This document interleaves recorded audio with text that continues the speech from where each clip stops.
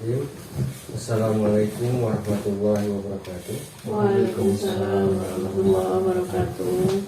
Alhamdulillah nahmaduhu wa nasta'inuhu wa nastaghfiruh wa na'udzu billahi min syururi anfusina wa min sayyiati a'malina.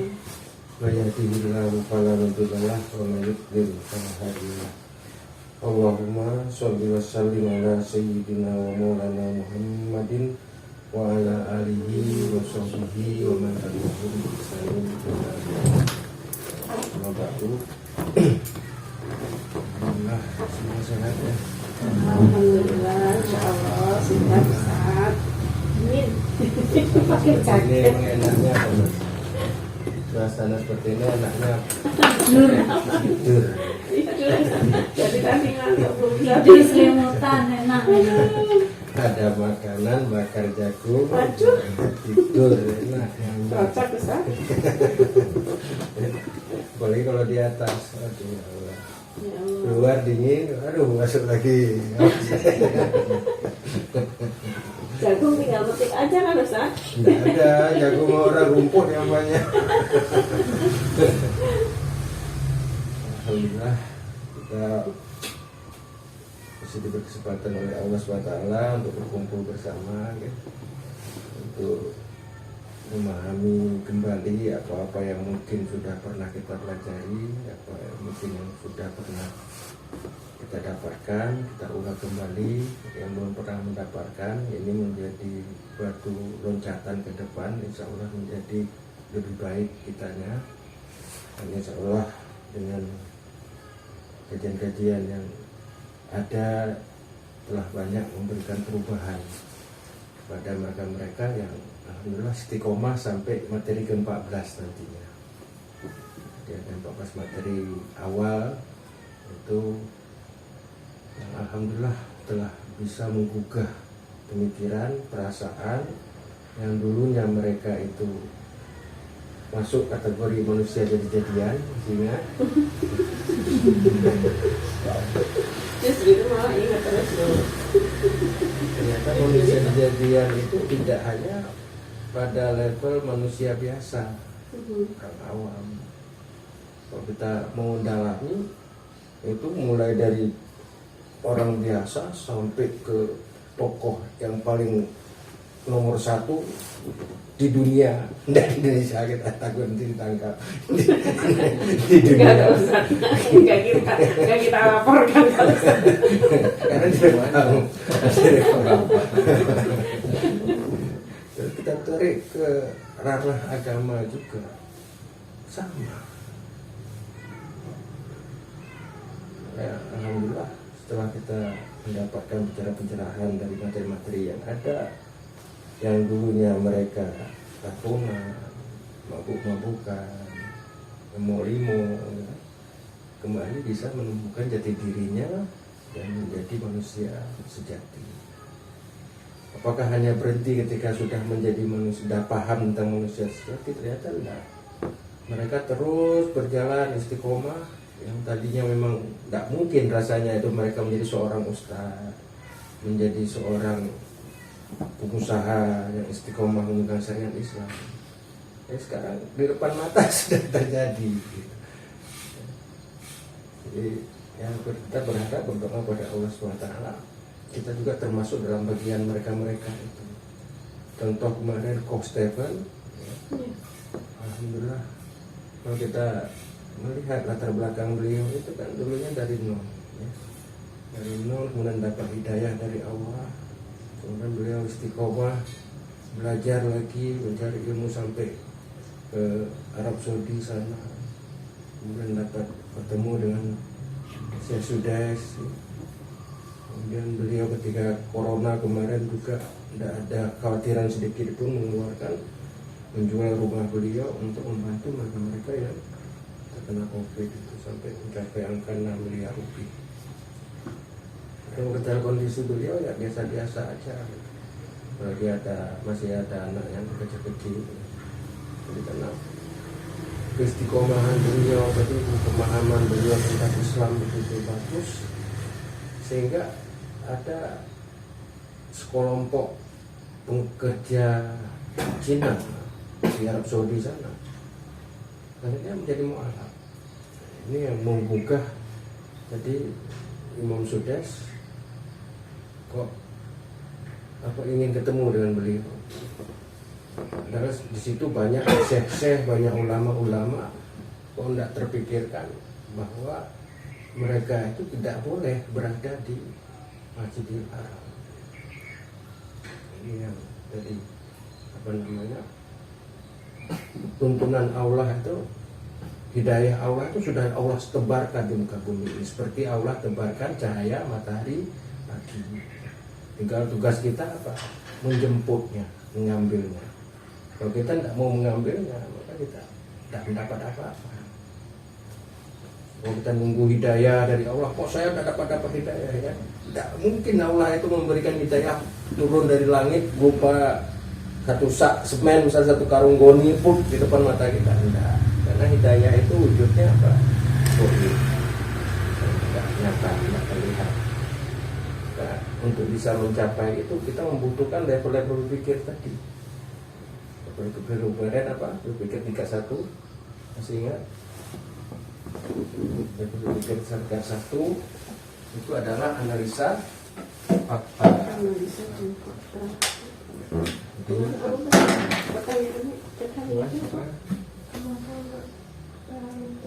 Fakta sama realita sama atau enggak? Sama. Realita kenyataan. Jadi level tingkat 1 itu yang dibutuhkan apa? Fakta yang diindra oleh panca Fakta, dengan kemudian panca panca indera, indera, objek yang otak sehat, informasi. informasi sebelumnya, Objek yang indera, diindra. panca indera, fakta yang diindra, Fakta yang diindra itu panca indera, fakta yang diindra. level tingkat 1, level tingkat 2-nya Tingkat 2-nya membutuhkan sesuatu. level tingkat 1 Berpikir tingkat 2 plus dalil, dibutuhkan dalil, level belum tingkat bisa 3-nya berpikir mendalam.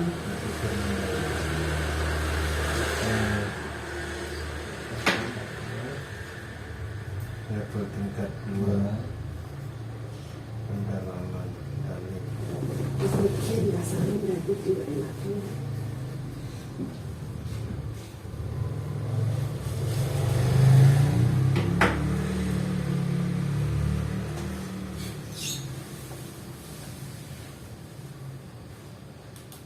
Pelan-pelan aja tuh, tidak perlu buru-buru. Yang penting paham. Pak Petra bisa paham? Bisa ya. Alhamdulillah. Ini akan kita gunakan terus nanti ini. Jadi level berpikir tingkat 1, tingkat 2, dan tingkat 3 ini akan kita gunakan terus sampai selesai materi ke-14.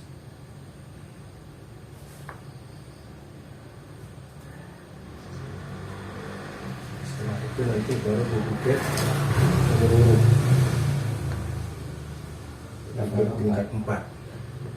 Kalau pada level tingkat 3 aja itu, kalau kita betul-betul sudah menguasai teori berpikir tingkat 3, itu sudah bisa mengalahkan level profesor.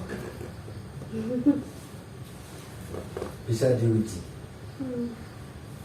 Alhamdulillah kemarin ada salah seorang binaan saya di Real Masjid, di kopinya Mas Ivan itu. Itu SMA aja hampir tidak tamat kemarin. Alhamdulillah tamat. Ketemu dengan anak mahasiswa udah selesai S2. Diskusi.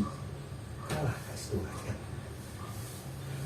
Oke, kalah terus rebut-rebutan teman-teman, tidak kalah diskusi, kalah debat, kalah hujah.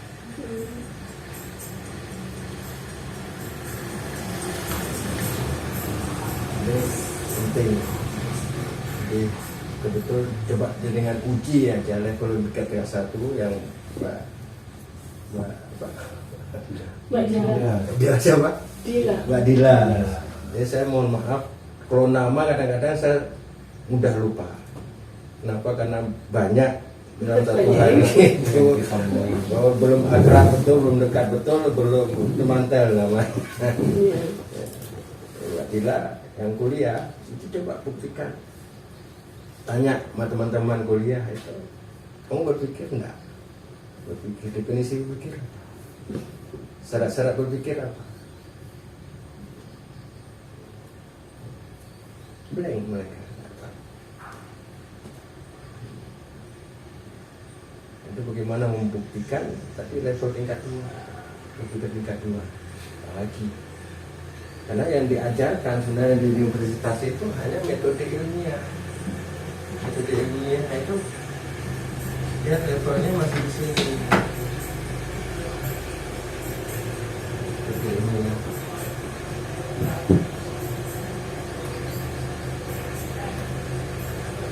Apa itu metode ilmiah? Jadi kita mengumpulkan data, riset, gitu kan? Kemudian ada kesimpulan itu nanti diuji lagi, dikumpulin data-data baru, riset lagi, ada kesimpulan, itu terus. Jadi nggak pernah berakhir, muter terus. Kalau bisa enggak. Bahkan Ustaz Condro kemarin juga tidak memasukkan level metode ilmiah ini ke level tingkat 2. Bahkan beliau memasukkan ke sini level tidak berpikir, karena tidak ada hasil dari proses berpikirnya, itu tidak ada hasil. Kita lihat contohnya sekarang banyak enggak profesor yang keluar dari satu universitas, katakanlah hukum di Indonesia ini berapa orang profesor yang keluar dari fakultas? Katakanlah ambillah satu universitas, satu di Jogja sini ada berapa universitas? Katakanlah 20 profesor setiap tahunnya fakultas hukum. Apakah masalah kriminal bertambah atau berkurang? Dengan adanya pakar hukum itu seharusnya kan menjadi lebih minim terjadinya kriminalitas. Terus fakultas ekonomi, ada 20 profesor, masa nggak bisa menyelesaikan masalah Jogja? Yang terjadi apa? Ya BBM naik, sembako naik, semua naik, utang luar negeri naik, ya. Itu yang skala nasional. Kalau di Jogja ya katakanlah dari 20 profesor berdiri skala nasional, berapa ratus profesor, masa masalah ekonomi tidak bisa selesai? Ya, karena metode berpikirnya, metode ilmiah dan levelnya kalau tidak mau disebut di level tingkat 2 ya Ustaz Condro masukkan di level tingkat 0. Tidak berpikir belas, orang mikir belas. Baik, ini kita lanjutkan pada judul yang baru, yaitu materi kekuatan visi. Kekuatan visi.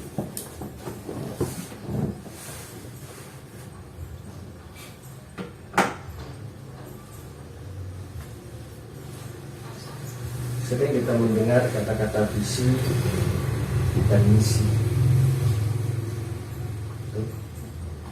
Apa definisi visi? Pandangan tujuan ke depan. Tujuan ke depan. Mbak Dila setuju? Visi tujuan. Jadi semakin tinggi visi itu, semakin luas visi itu, semakin bagus visi itu, maka nantinya akan menimbulkan satu kekuatan yang luar biasa. Tapi kalau visinya itu hanya visi yang bawah, yang rendah, maka kekuatan yang timbul dari visi itu juga rendah. Atau visi menengah, sesuai dengan visinya.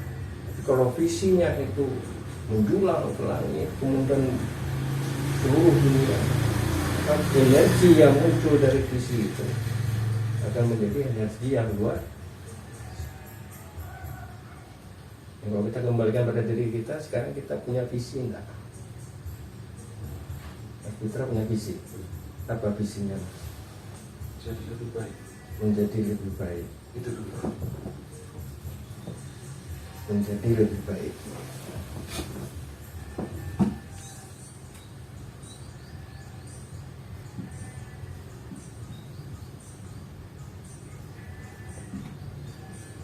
Baiklah.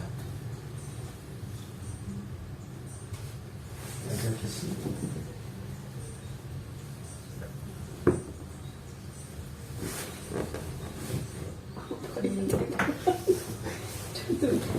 Visi Anaknya kamar mandi. Iya. Tahu tak kamar mandi? Jangka panjang. Ya. Jangka panjang. Itu tergantung kekuatan apa visinya. Visinya mau jangka panjang kan mau jangka pendek silakan. Kumat. Ya. Kumlot. Alhamdulillah, amin insyaallah. Amin.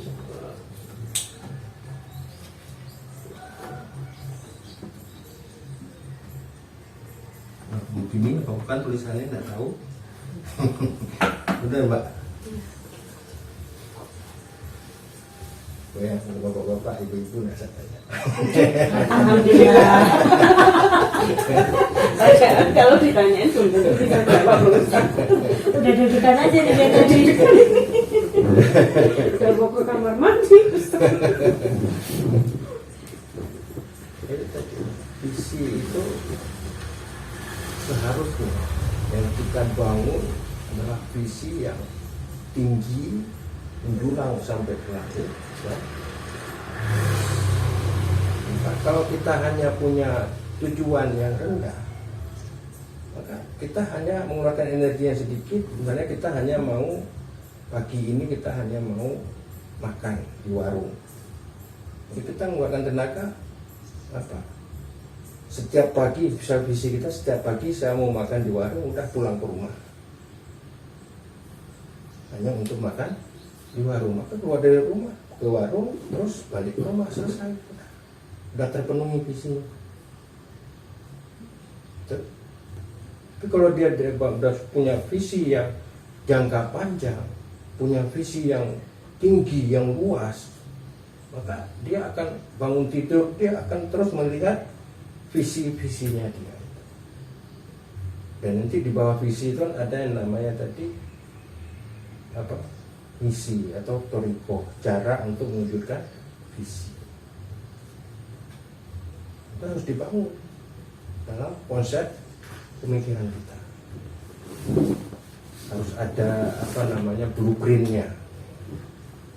Sehingga ketika kita sudah punya blueprint ini, ibarat bangun rumah itu sudah punya gambar rumahnya, maka kita tidak berangan-angan lagi untuk menambah ini, nambah itu. Kita fokus kepada blueprint yang sudah kita buat, pada gambar rumah yang sudah kita buat. Maka konsep apapun di dunia ini itu harus mempunyai dua kali pengkonsepan. Konsep pertama dalam otak kita, konsep kedua itu dari diwujudkan menjadi bentuk gambar. Setelah menjadi gambar baru diwujudkan menjadi bentuk yang nyata. Kalau langsung dari konsep yang ada terus diwujudkan pada bentuk nyata, itu luar biasa energi yang dikeluarkannya. Contoh, misalnya dia udah gambarkan bentuk rumah itu ada segi empat begini, terus ada kamar satu, kamar mandi, dan ini ruang tamu semua. Itu dikonsep di kepalanya.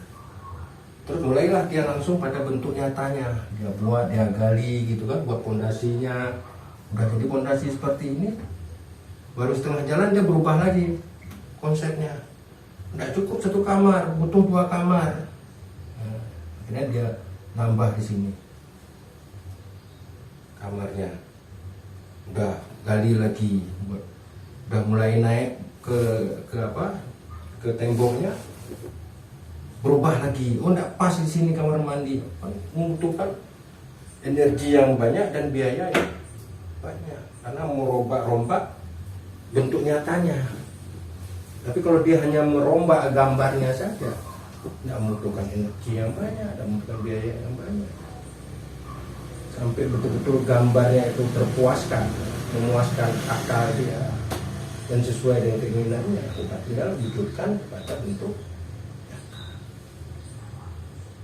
nyata. Kita tidak boleh kehilangan visi. Jadi visi itu juga bukan hanya sekedar cita-cita. Cita-cita itu masuk kategori visi tingkat 2 atau level menengah. Jadi bisa tercapai dan bisa tidak. Ya. Kita harus membangun visi yang level tingkat 1 tadi, level yang menyeluruh dan sempurna. Visi memang sesuatu yang tidak nampak secara langsung. Namun dalam diri manusia yang memiliki visi akan terkandung energi yang sangat dahsyat.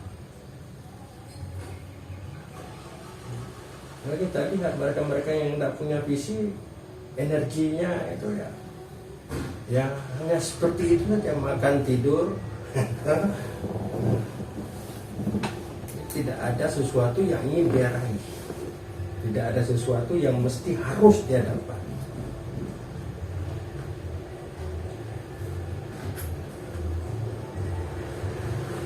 Sebagai contoh, ada tukang batu, 3 tukang batu yang kerjanya setiap hari itu mengikat batu-batu. Katakanlah itu tukang A, tukang B, dan tukang C. Pekerjaannya sama, tenaganya sama, waktunya sama. Apa yang membedakannya? Sangat ditentukan oleh jawabannya. Ketika kita tanya, apa yang sedang kamu kerjakan? Yang membedakan antara tukang A, tukang B, tukang C ini apa? Itu ketika kita dapat membedakannya dari jawaban yang keluar dari mereka. Itu tergantung daripada nanti visinya. Terus ini penulis ini di kisah apa ini namanya? Cak Condro mendapatkannya ini tentang dari Jeremy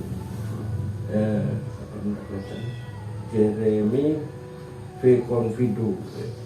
Jeremy V. Confido ini seorang motivator. Dan dia terkenal di Google itu banyak tulisan-tulisannya, buku-bukunya dia. Jadi dia menggambarkan kekuatan visi itu dengan memberi contoh tadi 3 tukang batu pertama ditanya, Pak Tukang, ini kan lagi ngapain? Lagi buat apa? Saya lagi ikat batu. Kan tidak peduli dia itu temboknya itu miring-miring, gitu kan, nggak lurus, nggak pas posisinya. Yang penting dia kerjanya hanya ikat batu. Kemudian setelah itu dia selesai waktunya pulang. Dengan tukang ditanya, Pak Tukang, apa yang jenengan lakukan? Saya sedang membuat tembok yang indah. Sama di sini. Maka dia mulai memasang talinya, diukur dari ujung sana ke ujung sini. Gitu kan? Dia nggak puas kalau temboknya itu ada miring, ada nggak pas posisinya, ya geger. Dia menginginkan membangun tembok yang indah. Kemudian tukang yang ketiga, tukang C, tanya, Pak Tukang, jangan buat apa? Saya sedang membuat sebuah istana yang indah.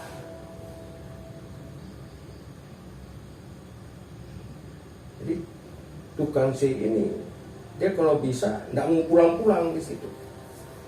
Dia mau tidur situ, mau kerja di situ, terus mengontrol kerjaannya mana yang tidak beres. Kenapa? Karena dia menginginkan apa yang dia bangun itu sebuah istana yang bukan hanya sebatas bangunan biasa. Suruh pulang sama mantornya, udah pulang, enggak, kamu sini sampai mantau-mantau gitu. Sampai terwujud apa yang menjadi visi.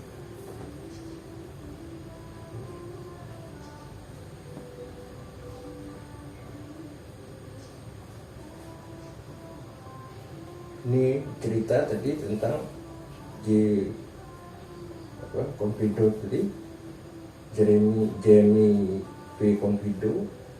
Dia waktu itu dia seorang penulis ketika sedang persiapan S2 di Korea Selatan tahun 1995. Dia bertemu dengan mahasiswa baru S1 asli Korea Selatan. Terjadi dialog antar keduanya. Tiba-tiba mahasiswi baru S1 dari Korea Selatan ini mengajukan satu pertanyaan pada penulis. Apa pertanyaan yang diajukan? Satu pertanyaan tersebut langsung membuat penulis terkunci mulutnya. Benar-benar tidak bisa menjawab apa pertanyaannya. Merasa tidak punya jawaban yang baik, saya balik bertanya. Dia bertanya waktu itu, kapan Indonesia akan menjadi negara maju? Si Jeremy Confido ini tidak pernah terbayang, karena yang dia hadapi itu cuma anak S1 sedang kuliah baru tamat SMA gitu kan, sedangkan dia sedang mengambil S2. Mungkin yang ditanya sama anak S1 ini, Mas kapan datang ke sini gitu. Kapan mau rumah tangga, apa mau tinggal di sini lama?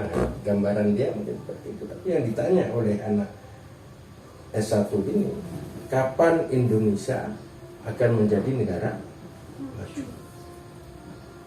Ya, jadi karena merasa tidak punya jawaban yang baik, saya Jeremy V. Confido tadi, saya balik bertanya, memang kapan Korea Selatan akan menjadi negara nomor 1 di dunia?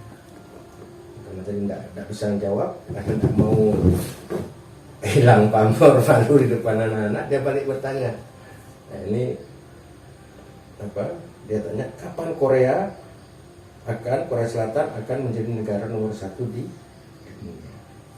Dengan tenang dan pasti ia menjawab. Anak S1 tadi menjawab tahun 2010. Saya masih tidak percaya bahwa jawaban seperti itu muncul dari seorang ABG yang setahu saya lebih banyak membicarakan gosip infotainment ketimbang urusan. Saya berpikir jawaban 2010 itu adalah sebuah isapan jempol belaka. Namun sekali lagi saya salah. Tahun 2005 saya kembali ke Korea Selatan. Apa yang terjadi? Korea Selatan jatuh. Kita dulunya HP-HP yang ada di seluruh dunia itu pakai Nokia gitu kan, atau Apple Pro. Tapi di saat dia mengucapkan tahun 2010 itu masyarakat di Korea itu sudah tidak lagi membeli HP yang dari luaran. Mereka hanya membeli HP yang diproduksi oleh Korea. Maka kita lihat sekarang tahun 2010 Nokia hilang dari peredaran, berganti dengan Samsung, LG. Ini tahun 2005 dia kesana lagi, dia lihat sudah banyak terjadi perubahan. Kenapa? Karena tadi visi negara dengan visi rakyatnya sama. Ketika ditanya, kenapa kok kamu mau membeli HP buatan Korea yang kualitasnya tidak sebagus kualitas yang di luar dan harganya lebih mahal? Kalau kami tidak membeli produk kami sendiri, terus bagaimana pabrik-pabrik yang ada itu bisa berkembang? Bagaimana kami akan mewujudkan suatu produk yang lebih baik? Karena itu menjadi utang pabrik, utang negara kepada konsumen. Nah, ketika kami membeli produk-produk itu, ketika produk itu laku, terbeli, kemudian perusahaannya maju, maka perusahaan itu terus berinovasi, memperbaiki kualitasnya. Nah, yang terjadi seperti saat ini, mereka sudah menjadi negara yang cukup diperhitungkan dalam produk-produk elektronik. Mobil juga sekarang Hyundai sudah mendunia. Sebelum pergantian milenium, merek-merek elektronik Korea Selatan tidak dikenal dunia, termasuk juga oleh konsumen di negara kita. Namun rakyat Korea Selatan sudah beramai-ramai membeli barang-barang elektronik pabrikan mereka sendiri yang harganya lebih mahal dan kualitasnya lebih buruk dari produk-produk Jepang. Saat saya bertanya mengapa mereka mau membeli produk yang lebih mahal dengan kualitas yang lebih rendah, mereka menjawab bahwa memang benar produk-produk Korea Selatan saat itu lebih mahal dan kualitasnya tidak lebih baik dibanding produk Jepang. Namun apabila rakyat Korea Selatan terus membeli produk-produk buatan perusahaan nasional mereka, maka perusahaan-perusahaan tersebut bisa terus berproduksi, melakukan riset dan investasi untuk menciptakan produk yang lebih baik. Suatu saat perusahaan-perusahaan itu akan bisa membuat produk yang lebih baik dengan harga yang lebih murah untuk rakyat Korea Selatan. Visi yang sama juga dimiliki oleh pimpinan-pimpinan perusahaan Korea Selatan. Saat mereka dengan terpaksa menjual produk yang lebih mahal dengan kualitas yang lebih buruk, mereka mengerti hal tersebut sebagai hutang yang harus dibayar suatu saat dengan menawarkan produk-produk yang berkualitas lebih baik namun dengan harga yang lebih murah. Jadi ada kesamaan visi Korea. 2020 walaupun belum bisa secara totalitas, tapi sudah mewujudkan dream mereka, sudah bisa mewujudkan harapan mereka, sudah mewujudkan visi mereka untuk menjadi salah satu bagian dari negara yang maju. Dan disinilah kekuatan visi itu terbukti. Tahun 2005 pencapaian Samsung sudah berhasil menyalip Sony, perusahaan elektronik Jepang yang selama puluhan tahun merajai dunia. Bahkan sekarang Samsung telah menjelma menjadi raksasa elektronik yang mengagumkan. Belum lagi LG yang menjadi juara TV flat. Kan TV flat kan cuma ada LG. Yang lain ya baru ikut ke TV flat yang dikeluarkan oleh LG. Di bidang otomotif, mobil Korea Selatan pun sudah mulai bisa menyaingi mobil-mobil Jepang, Eropa, dan Amerika. Merek-merek seperti Kia dan Hyundai yang sebelumnya asing di telinga kita, sekarang telah mendapatkan tempat yang sepadan dengan para pesaingnya di seluruh dunia.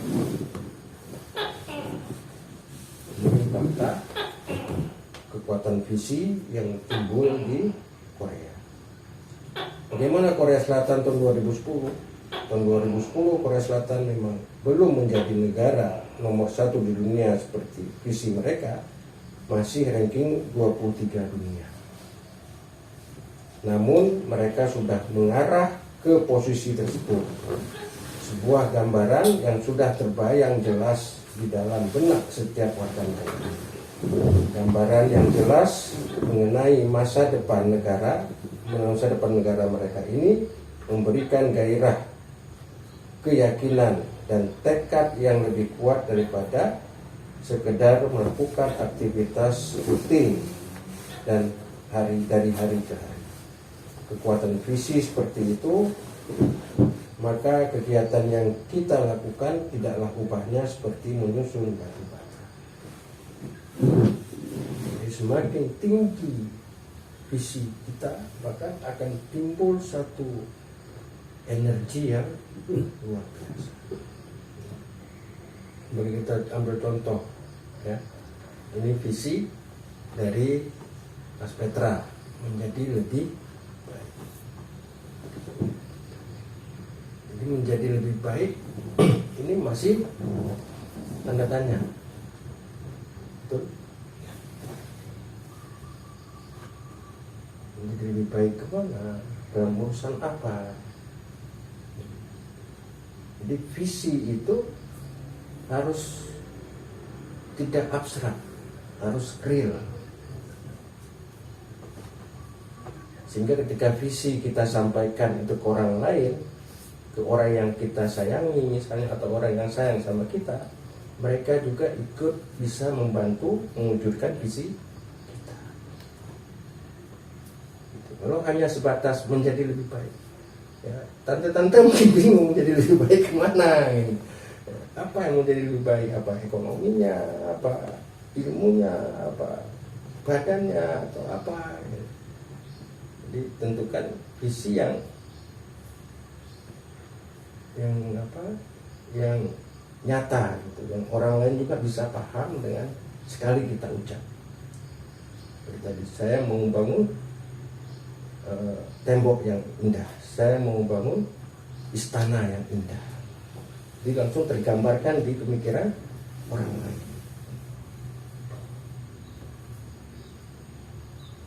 Ya, seperti Mbak Dila, alhamdulillah sudah mulai mengkerucut, sudah mulai terarah, gitu kan? Mau kamlut. Dan adalah dalam sisi pendidikan. Kamlut ini kita yang terbaik, lulusan yang terbaik. Di breakdown ke bawah seperti ini. Jadi ada roadmapnya, apa-apa yang harus dilakukan. Ini tadi fikrohnya, konsepnya, kemudian nanti metodenya bagaimana. 2, 1, 2, 3 sampai pada yang paling mendasar yang harus dilakukan. 4 roadmapnya. Sehingga ketika anak tangga pertama sudah selesai, tinggal naik ke anak tangga kedua, naik ke anak ketiga, terus sampai terwujudnya kamlut.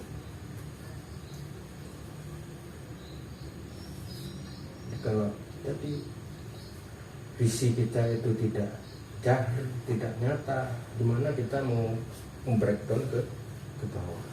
Seperti misalnya dalam marketing, dalam perusahaan itu dia ingin mencapai omset 1 miliar per bulan. Apa yang harus dilakukan? Terus buat terakhirnya di marketing. Nah, marketing harus bisa menjual sekian per timnya misalnya. Harus bisa menjual sekian. Kalau marketing bisa jual sekian, maka ini akan mendongkrak kinerja-kinerja ya. Kalau memang marketingnya tidak bersemangat, tidak mempunyai visi yang bagaimana visi perusahaan tadi ingin mencapai 1 miliar per bulannya, akan terjadi aktivitas, tidak akan terjadi metode yang ya, nanti itu ada materi yang juga kita.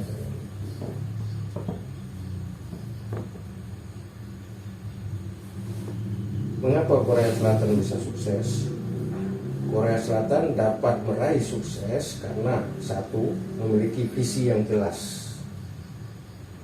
Yang kedua, memiliki target untuk mewujudkan visi. Jadi visi yang jelas mau menjadi negara yang maju. Kapan? Targetnya 2010. Ada waktu yang mereka tentukan. Yang ketiga, memiliki tahapan untuk mewujudkan visi. Tadi metode, tahapan-tahapannya apa yang mereka harus lakukan sehingga bisa terwujud yang namanya visi. Yang keempat, memiliki keseriusan untuk menyebarkan visi. Jadi visi itu tidak hanya di level pemerintah saja, tapi visi itu ditanamkan ke bawah sampai ke level rakyat jelata. Begitu juga kalau dalam rumah tangga, sebagai kepala rumah tangga, Itu visi ayah harus sampai ke seluruh anggota keluarga, sehingga dengan demikian kita sinergi. Nah, kalau kita sudah mengkaji seperti ini, hanya tahu ilmunya terus tidak kita aplikasikan dalam kehidupan kita, aman-aman. Nah, saya setelah hijrah kemarin itu ya mulai menyamakan visi dengan anggota keluarga dulu. Ketika visi sudah sama, ya alhamdulillah sekarang semua bergerak di atas rel yang kita sepakati. Ini tahdus bin Iman aja, alhamdulillah ibunya juga sudah dakwah, anak-anak saya yang pertama kedua juga sudah dakwah, ya masuk ke ranah pengajian ibu-ibu. Yang kadang-kadang kalau pulang itu yang dia kan belum berumah tangga, yang ibu-ibu itu pada curhat perkara rumah tangga.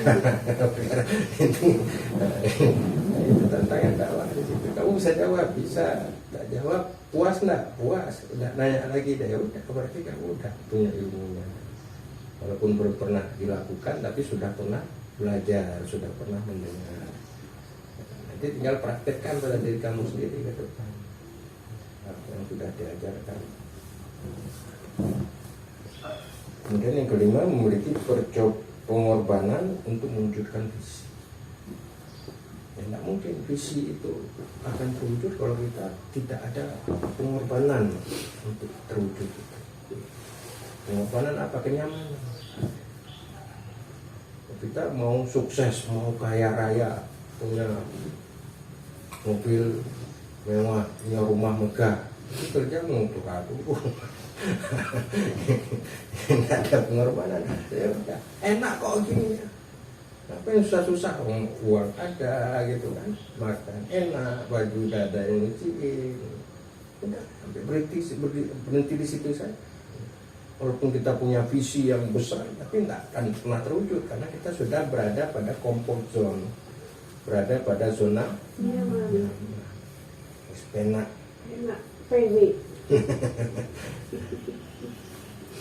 Jadi kalau kita punya visi, 5 syarat ini harus ada pada diri kita. Jadi apa Ustaz? 5 kok baru nyambal? Pertama, visi yang jelas. Yang kedua, memiliki target untuk mewujudkan visi. Tuan, oke. Memiliki tahapan untuk mewujudkan visi. 4, memiliki keseriusan untuk menyebarkan visi. Yang kelima, memiliki pengorbanan untuk mewujudkan visi. Pengorbanan. Ini harus sinergi. Tahapan, keseriusan, pengorbanan. Jadi kadang-kadang konflik dalam rumah tangga juga kita gagal menyebarkan visi kita pada keluarga. Kita maunya A, tapi kita tidak pernah menyampaikan kepada keluarga, sehingga terkesan keluarga tidak mau mendukung visi. Ya, visinya itu juga hanya visi individual. Jadi semua berjalan sendiri. Kalau visi global, visi keluarga, dari visi keluarga itu di breakdown nanti jadi visi-visi yang bisa dilakukan oleh masing-masing individu. Ya, intinya nanti kesuksesan keluarga. Kalau kita bicara dalam ranah keluarga, sehingga antara satu anggota keluarga itu tidak saling hantam, saling gebuk, saling sikut, karena visinya sama. Ada yang mengambil peran tangan, ada yang mengambil peran otak, ada yang peran kaki, itu tidak masalah.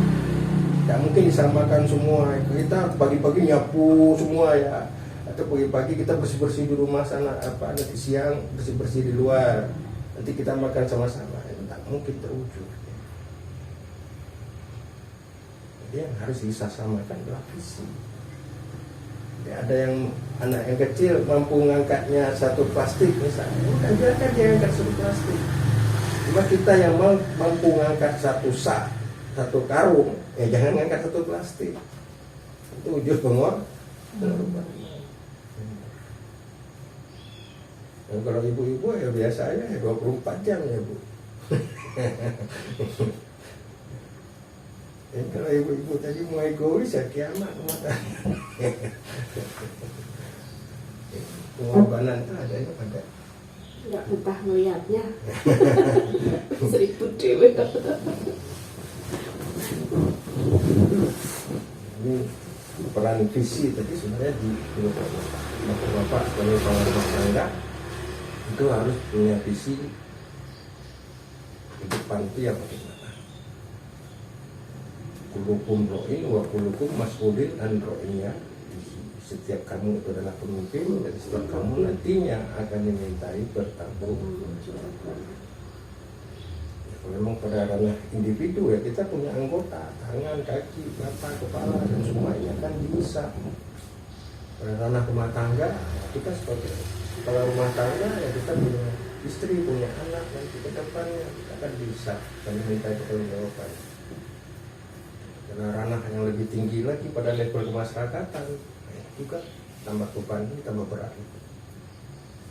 Jika tidak punya konsep yang seperti ini, kita lihat seperti sekarang ini yang terjadi di lingkungan kita. Tidak semua, tidak searah, tidak sevisi. Yang kaya makin kaya, yang miskin makin. Tidak ada keadilan, hukum tumpul ke atas, tajam ke bawah. Yang lemah makin lemah, yang kuat makin kuat. Karena bangunnya visi negara itu tidak sebagaimana yang tadi dilakukan oleh Korea Selatan. Tidak ada visi yang dipahami oleh masyarakat. Itu mau kemana sih Indonesia ini?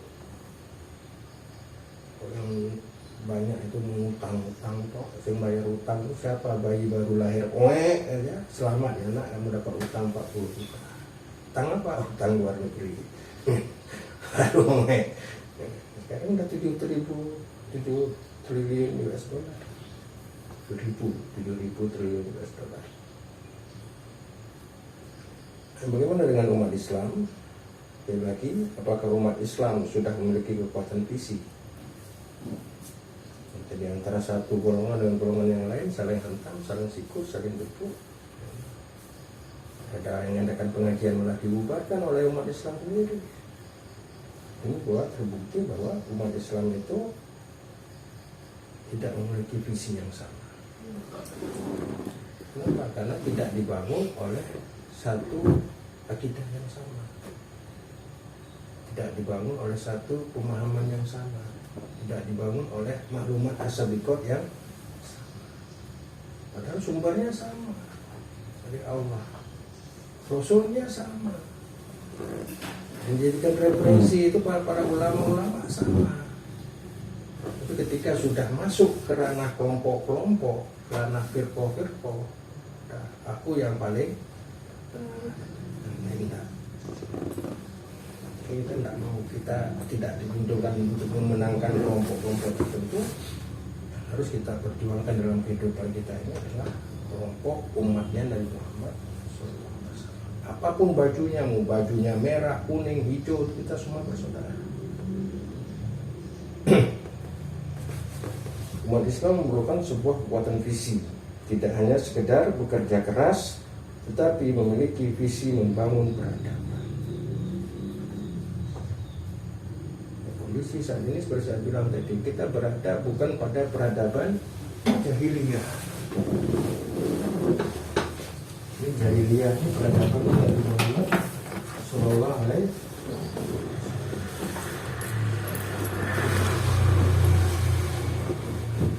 Kita berada sekarang ini pada peradaban kegagalan.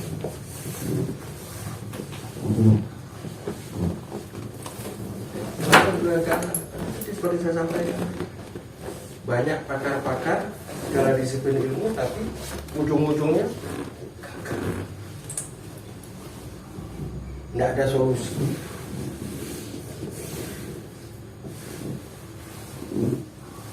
Makanya ke depan ini akan muncul peradaban Islam. Ini juga setelah peradaban jahiliyah muncul peradaban Islam yang menjadi solusi kehidupan. Kenapa? Karena Islam itu datangnya dari Allah Subhanahu wa Ta'ala, pemilik alam semesta, manusia, dan itu pabriknya itu Allah. Maka Allah memberikan bagaimana caranya mengelola alam semesta, manusia, dan hidup. Buku pedomannya bagaimana, itu datangnya dari pabrik, bukan datang dari pembeli, bukan datangnya dari konsumen. Dan kalau datang dari konsumen macam-macam, seperti HP ini bisa tak pakai buat lempar orang, buat ganjal pintu. Itu kembali kepada setelan pabrik. Maunya pabrik buat apa? Buat komunikasi. Nah, ketika kembali kepada Islam, kita akan menemukan jawabannya dari pabrik. Jadi dengan bertanya kepada Al-Quran, bertanya kepada Sunnah Rasul, bahwa tujuan kita hidup di dunia ini tidak lain adalah untuk memperbudakkan diri kita kepada memperhambakan diri kita kepada bukan kepada Allah. Wa ma khalaqtul jinna wal insa illa liya'budun. Tidaklah aku ciptakan jin dan manusia itu kecuali hanya untuk beribadah, memperhambakan dirinya kepada Allah, bukan memperhambakan kepada dunia, bukan memperhambakan kepada harta, apalagi memperhambakan dirinya kepada nafsu syahwat.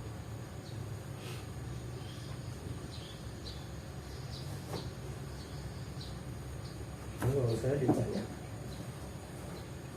ya visi ini kan apa?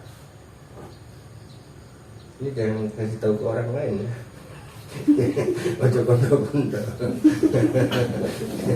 Biasanya kalau ojo kondo-kondo mesti dikondo-kondo. Saya bilang silakan bilang ke orang-orang. Saya nggak bilang.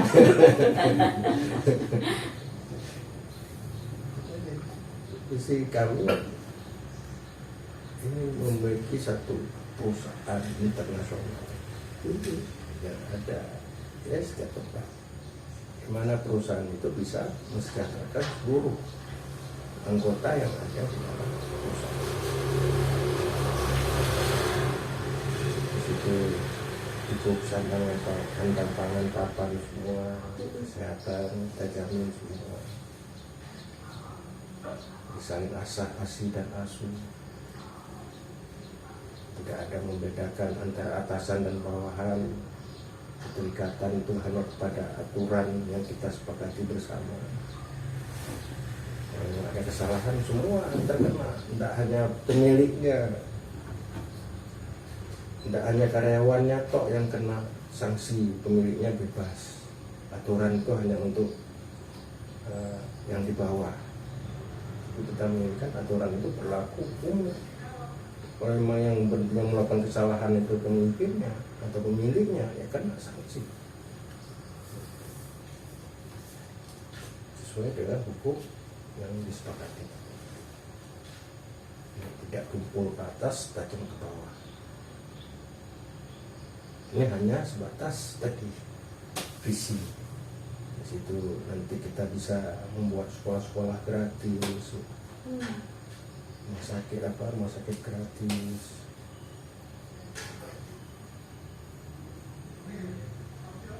Jadi mudah-mudahan nanti jaringan-jaringan bisa masuk dalam bagian visi ini. Amin. Sinergi. Dan lebih tinggi lagi ya kita tadi bisa mewujudkan peradaban Islam. Peradaban Islam itu apa? Ya, tadi semua ditata, diatur dengan aturan Islam. Dari sisi ekonominya pakai aturan Islam, sisi politiknya pakai aturan Islam, dalam hukum Islam, sosial Islam. Itu untuk peradaban Islam. Ustaz tanya Ustaz, Ya. kalau tadi bicara tentang visi sebuah perusahaan gitu ya, membuat perusahaan internasional misalnya seperti tadi yang disampaikan itu termasuk visi yang visi yang besar, kecil, itu ukuran itu sebenarnya tergantung apa Ustaz? Ya, visi kan tergantung cakupan yang bisa diwujudkan oleh visi itu apa. Kalau hanya sebatas individu, ya berarti masih level bawah. Lebih tinggi lagi keluarga, lebih tinggi lagi RT, lebih tinggi lagi RW gitu kan, camat, bupati, lurah, sampai presiden, sampai kepada pemimpin internasional. Oke. Nah, ketika kita membangun sebuah visi diri kita nih, nggak tahu nih saya kekuatannya seperti apa nih. Nah, kalau tadi nggak mungkin lah kalau saya ya, misalnya contohnya saya, nggak mungkin lah saya berpikir internasional gitu. Orang belum bikin perusahaan sendiri aja belum mapan gitu. Iya. Nah, seperti itu apakah ketika kita membuat visi itu memikirkan kita kenyataan kita, realita kita sekarang, ataukah itu sebuah impossible lah kalau saya kok membuat visi kok perusahaan internasional itu kok bagi saya kok nggak mungkin ya gitu loh Pak. Mungkin ya saya pernah berpikir seperti itu ketika bikin perusahaan ya pengen mensejahterakan banyak orang. Alah wong kita aja ngurusin kita aja nggak becus kok mau ngurusin orang. Nah kadang balik lagi tanya ke diri sendiri, malah kamu itu ngapain mau ngurusin orang, ngurusin diri sendiri aja nggak becus kok. Nah, terhadap seperti itu gimana Ustaz? Kayak ketika visi kita itu sudah tinggi, jadi sempurna visi kita, kemudian kan ini butuh di breakdown ke bawah. Metode apa langkah-langkah yang harus kita lakukan supaya bisa mencapai visi, bisa mewujudkan visi itu. Bukan hanya kita menanamkan ilusi, gitu, hayalan. Harus kita konsepkan, masuk dalam konsep juga. Itu metodenya, itu caranya bagaimana masuk dalam konsep, masuk dalam gambaran, dalam pikiran kita. Mulai kita wujudkan dalam konsep tertulis. Kalau hanya masih dalam ranah konsep pemikiran ini, itu mudah berubah-ubah. Ketika sudah tertulis, nah ini kita bukan berarti kita sempurnakan konsepnya terus, tidak.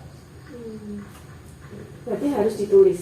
Ya, sempurna bagusnya tadi kan dua pengkonsepan. Konsepan dalam pikiran kita, kemudian dari konsep real berupa tulisan. Jadi ibarat rumah tadi ada gambarnya, gitu kan. Kemudian lebih bagus lagi ada miniaturnya. Jadi tidak langsung ke karya nyata membuat rumahnya. Jadi, itu harus dipersiapkan. Kemudian tadi kalau memang ada perubahan-perubahan itu tidak mengeluarkan kos yang besar. Jadi itu butuh tadi kekuatan visi dan konsep atau metode. Setelah konsep tadi visi, kemudian metode bagaimana yang harus kita capai. Jadi tadi kita sebenarnya saya itu punya visi seperti tadi. Terus apa yang harus kita lakukan? Ternyata ke bawah itu breakdown supaya nyambung visi kita dari bawah sampai ke atas. Berarti setiap individu harus apa?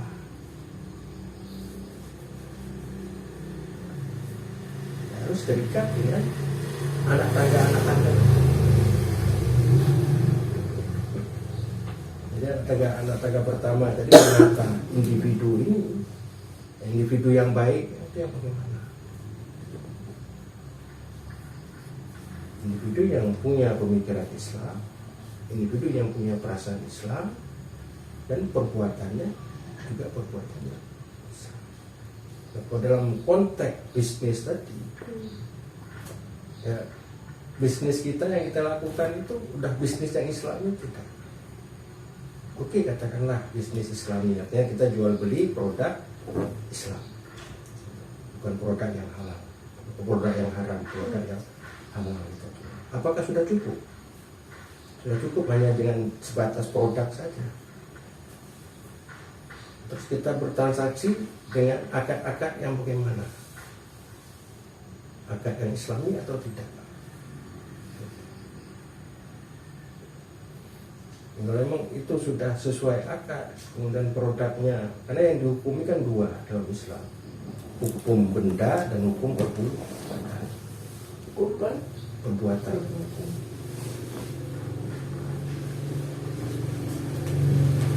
Ketika itu sudah terpenuhi, dibutuhkan lagi apa? Ilmu-ilmu sunnah keluar.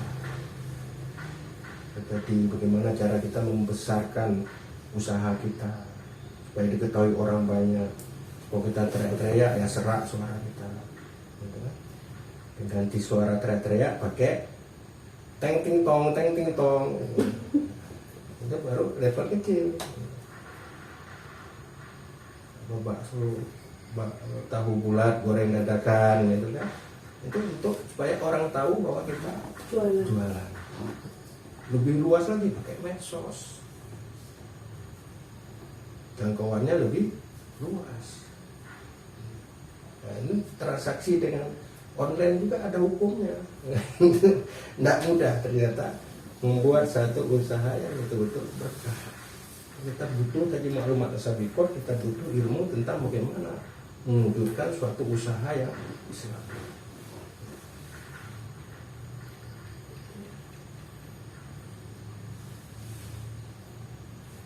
Ini tidak ini harus dibuat dulu.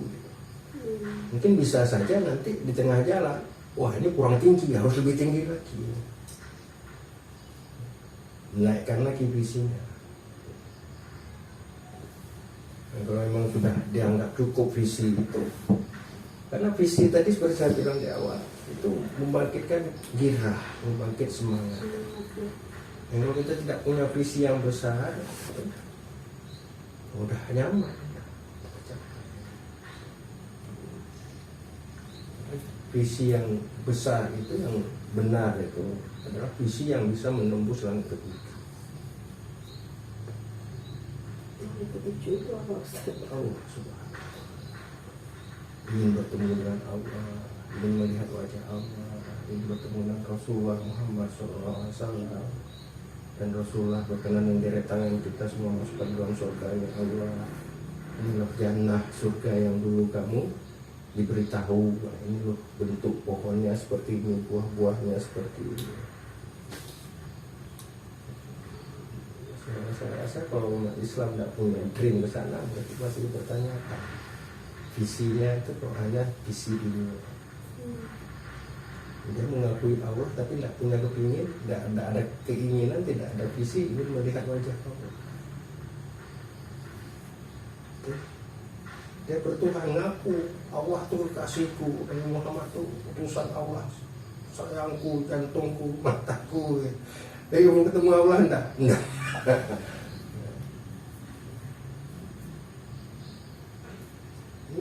Ketika kita visi kita belum tembus ke sana, berimbas kepada kehidupan kita saat ini.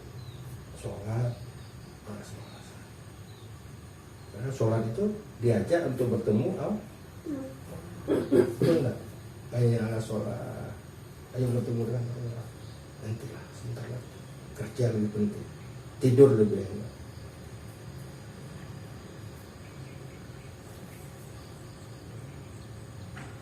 Jadi Ustaz, kita dalam menyusun metode ya, saya kan tadi ada di breakdown nih. Iya.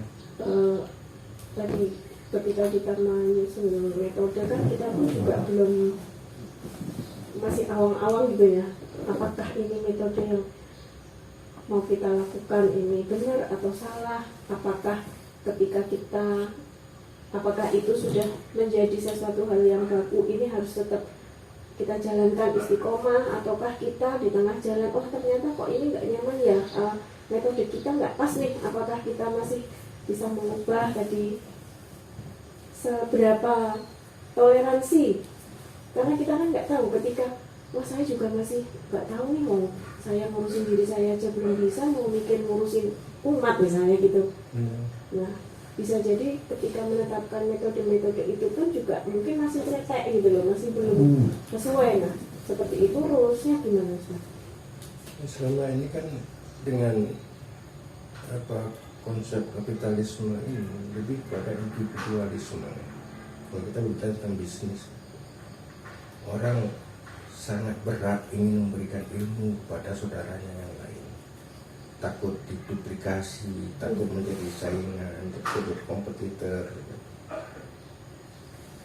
Kalau dalam konsep Islam kita tidak dituntut untuk lebih mengutamakan diri kita, tapi diajak untuk berjamaah. Karena dengan berjamaah itulah banyak hal-hal yang tidak kita ketahui menjadi tahu. Contoh aja, nggak usah kita bicara bisnis berkaitan dengan Islam, misalnya seperti dengan kebahagiaan rumah tangga misalnya. Kalau seorang ustaz tidak terikat oleh pemikiran Islam, dia terikat oleh konsep kapitalisme, wah ini piro, ya kan? Paling dia akan mengikat terus, diulur-ulur materinya, sehingga dia mendapatkan apa yang menjadi harapannya, apa keuntungan berupa materi. Nah, ketika kita mempunyai pemikiran Islam, itu yang kecemasan-kecemasan secara individual itu akan hilang. Kenapa? Karena kita berjamaah. Di situ ada ustadznya, dan ustadz itu nanti kita tahu bersama karakter ilmunya dari mana, silsilah ilmunya dari mana. Gitu kan? Dalam bisnis dia sudah berbisnis apa, punya usaha apa. Dan dalam Islam juga sudah aturannya ada bagaimana cara kita melakukan bisnis. Jadi kalau itu kita jalani bersama, insya Allah akan sukses dan berkah. Dan dalam menjalani itu tadi kita butuh orang-orang yang telah sukses terlebih dahulu. Ustadz itu atau pengusaha-pengusaha yang enggak. Sebenarnya mereka ketika siapa aja yang mengamalkan ilmu Islam tidak layak disebut dengan ustadz. Walaupun dia baru hijrah misalnya, tapi sudah bisa memberikan materi, sudah bisa mengaji, tidak bisa disebut dengan ustadz. Pengusaha atau dia buruh atau apa, itu tidak dilihat ke situ. Apa yang dia sampaikan ilmu, ya dia ustaz. Jadi kalau kita sudah membuat visi, visi dan metodenya, dengan kita berjamaah, kita mudah cross check. Seperti jenengan sudah kenal dengan saya, misalnya sudah tahu saya siapa, pengusaha apa, teman-teman saya siapa. Ini kalau Ustaz dilihat konsep kami ini benar nggak? Kenapa? Karena kalau kita masih memakai visi kita sendiri, memakai sudut pandang kita sendiri, ini riskan. Jadi ketika kita memakai sudut pandang orang lain, yang orang lain itu notabene bisa dipercaya dan memang sudah nampak kinerjanya, maka akan lebih memuaskan.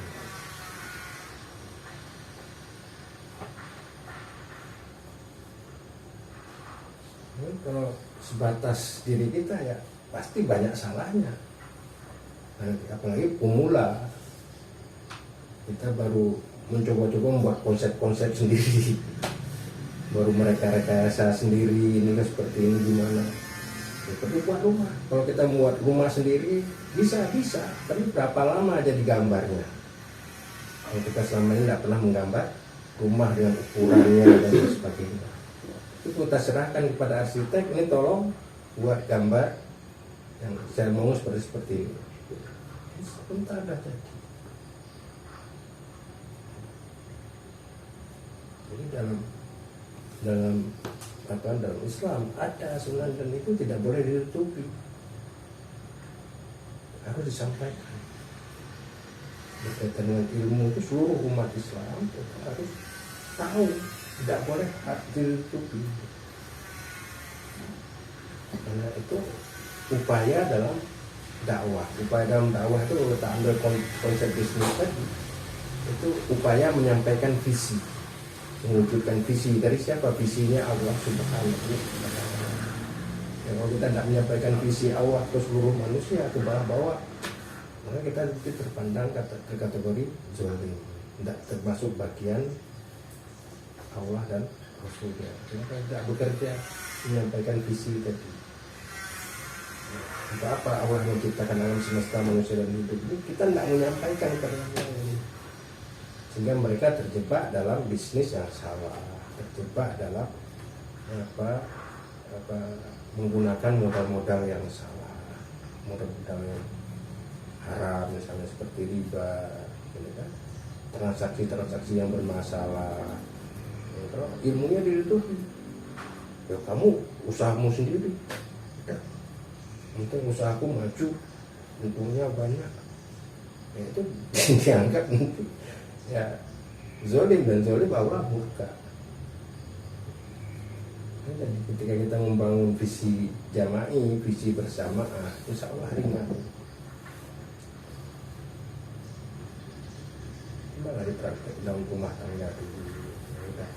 Bukan berarti saya tidak memperbolehkan penjaringan untuk bisnis, tidak. Kalau saya dulu memang stop total.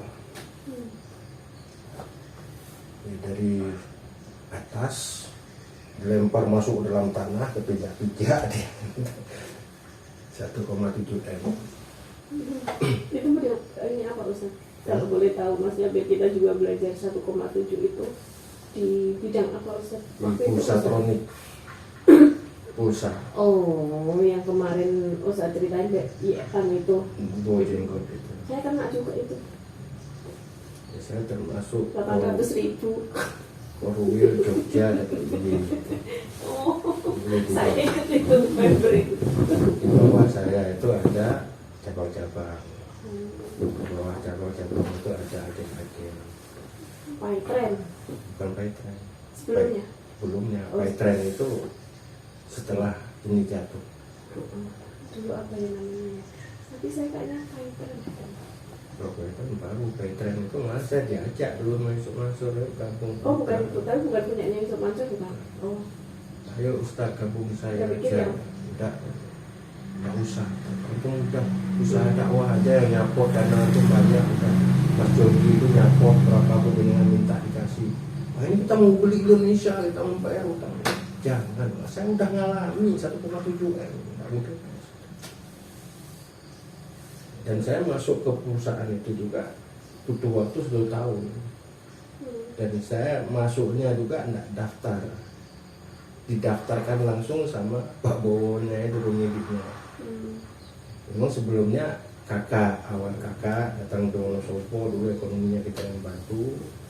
Terus dia ngajak istri, yuk digabung. Kamu kan tahu dulu saya di mana. Sekarang alhamdulillah saya ada beli tanah, ada rumah, ada mobil, itulah gabung. Mungkin aku nawari ke kamu ini yang salah. Nggak usah, begitu-begitu paling multi level itu mbak. Saya udah ngejalani kalau multi level di Jakarta dulu, MUI, Killing, macam-macam itu udah nggak usah mbak. Yang paling enak sebentar udah itu anjlok. Enggak, beda itu banyak orang-orang multi level yang gabung. Udah kalau gitu nanti tolong saya dipertemukan sama Pak Bowonya. Saya mau belajar dulu perizinannya gimana, cash flow-nya gimana, sistemnya gimana. Terus dia punya produk apa enggak, kalau punya produknya apa, gimana cara marketingnya. Itu tiap minggu saya riwari-riwari di sana. Tiap hari minggu, biasanya kakak itu tiap minggu kemari ngajak kami untuk gabung. Udah saya tidak tega nggak kakak kemari terus dari Wonosobo untuk biar saya aja yang ngalah di sana. Tapi saya mau dipertemukan sama Pak Bowo. Tiap minggu saya ke sana belajar presidennya keluarin semua.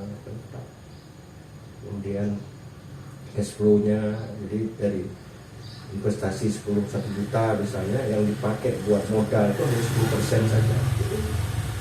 Jadi masih mengendap 900.000 yang tidak dipakai dari uang kita.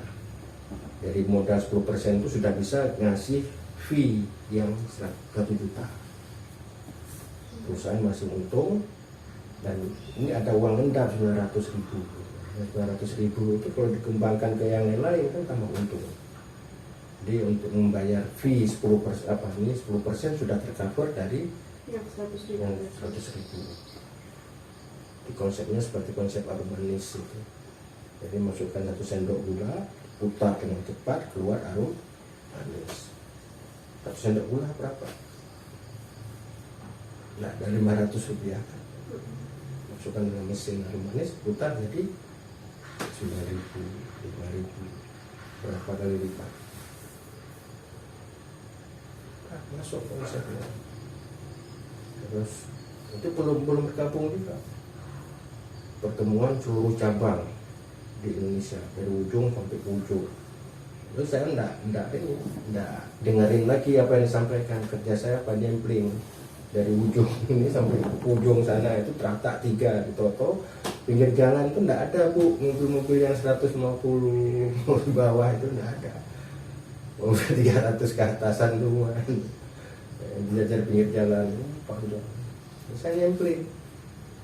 Pak, Bapak udah lama gak bohong? Pak, dulu saya habis bisa di motel itu. Kalau ibu gabung sini aku udah bantu, udah kembali lagi semua. Udah punya itu. Ke tengah saya. Itu juga kayak dulu saya gabung minta lama. Pak, pokoknya positif semua sampai ke belakang nggak ambil sampel. Kerjanya dari pagi sampai sore itu.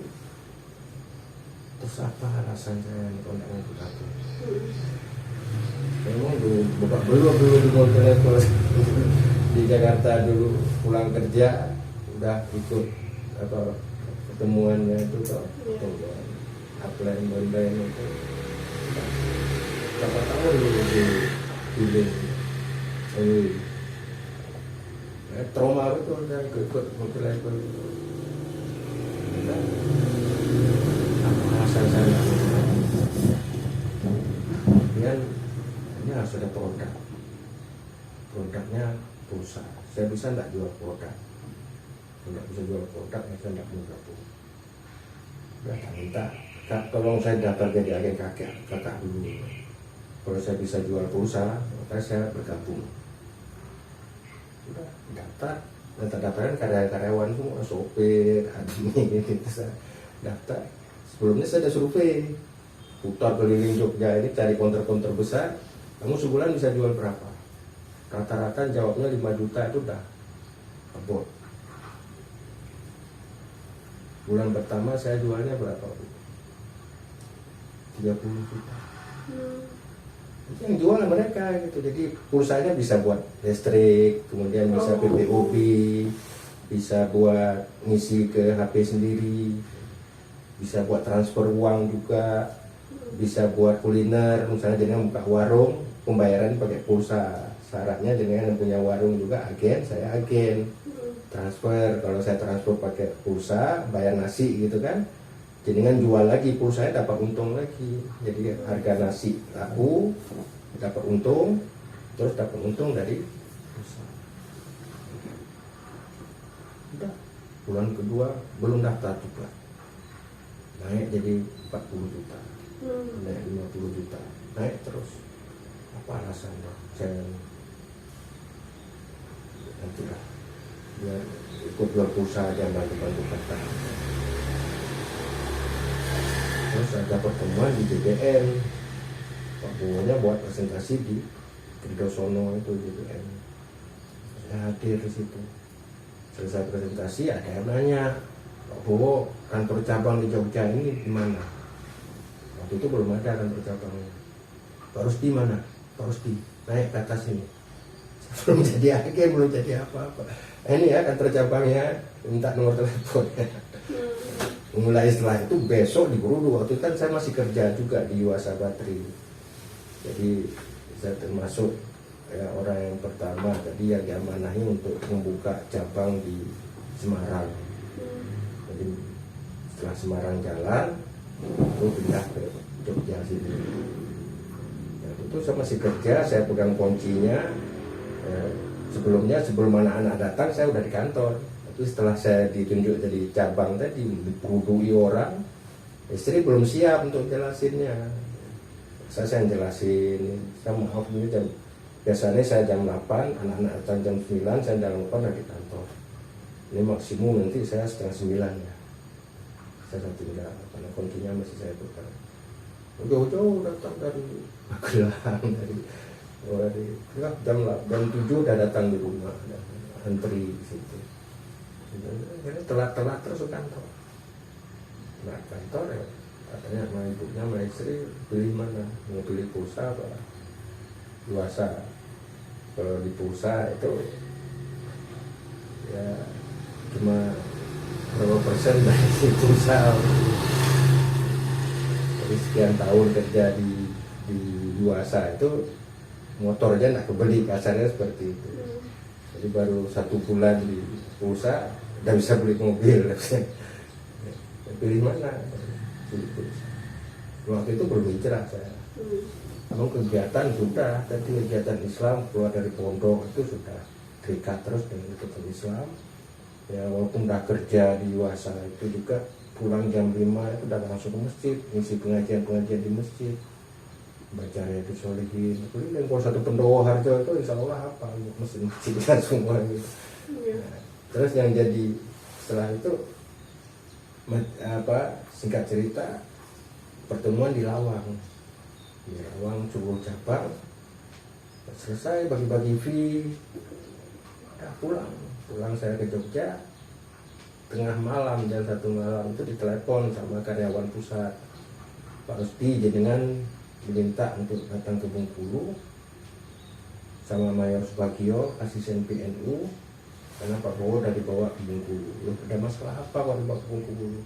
Kami nggak tahu, nanti jenengan udah siapin tiket, besok langsung berangkat ke sana, ke Bengkulu.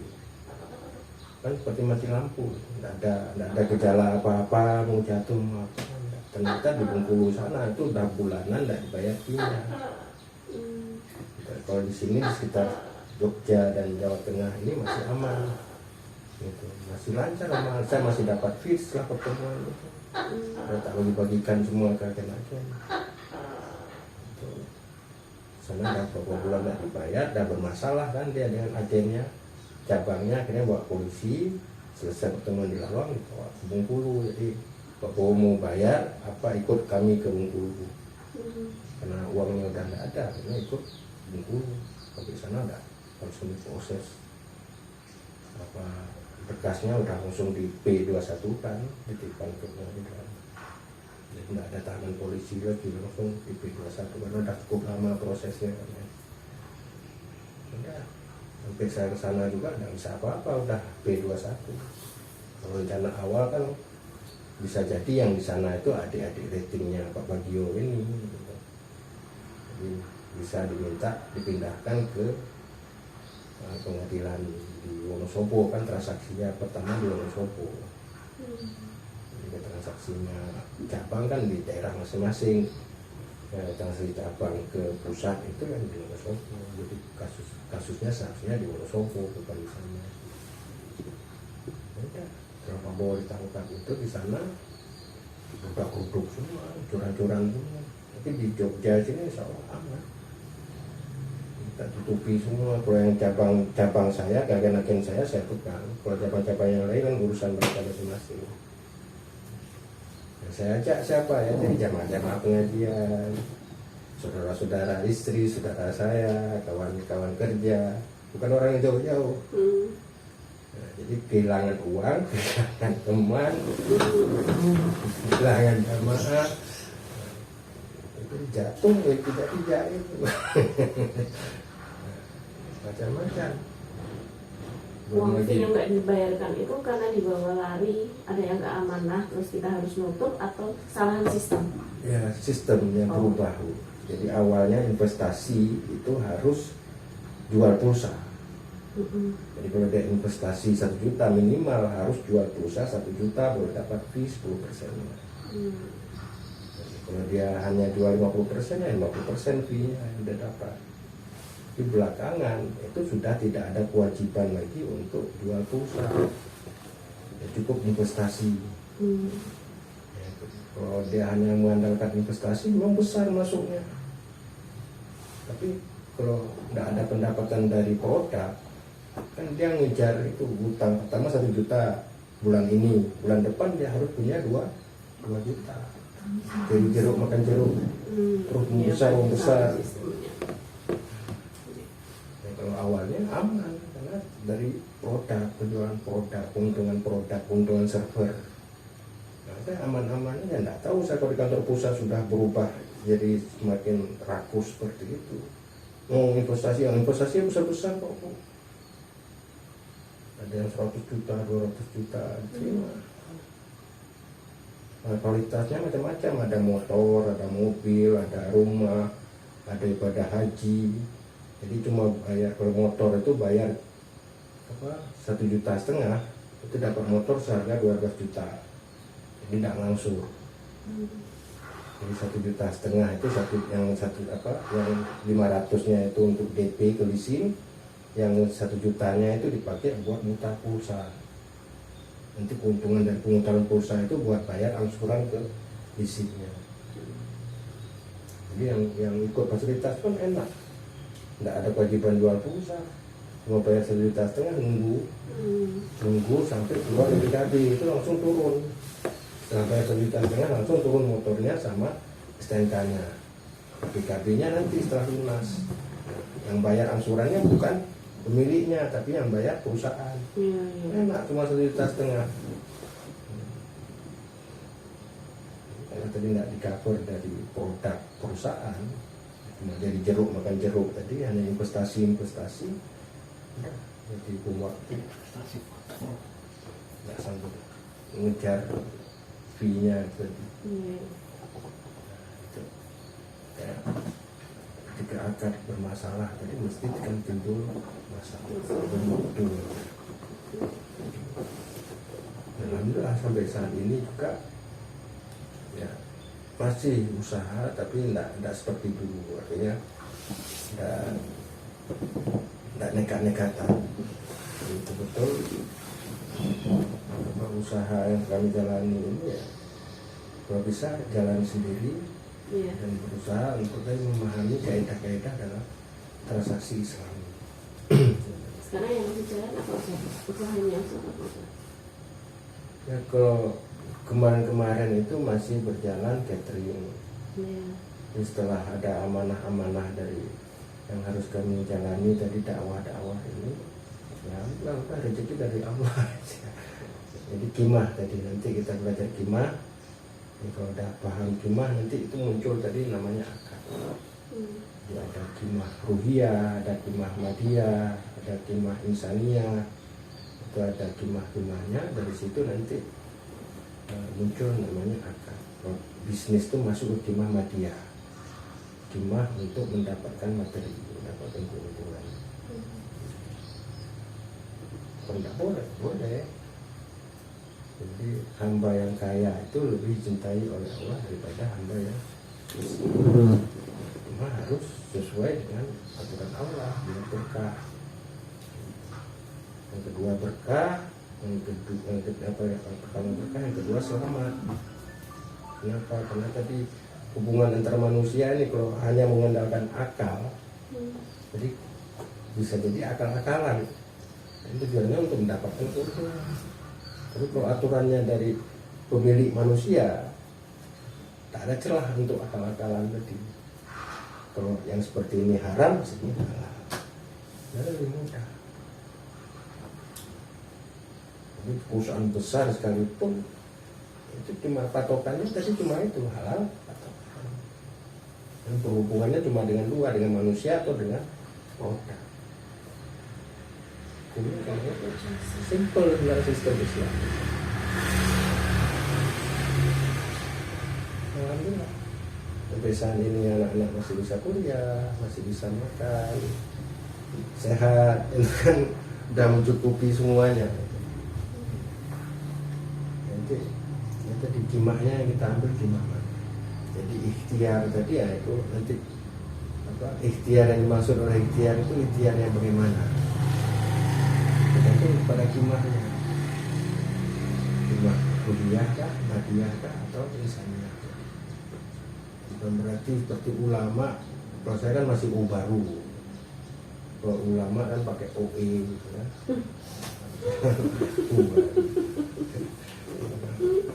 Ulama itu ya kita lihat kerjanya cuma ngajar, ngisi sana sini, ibadah.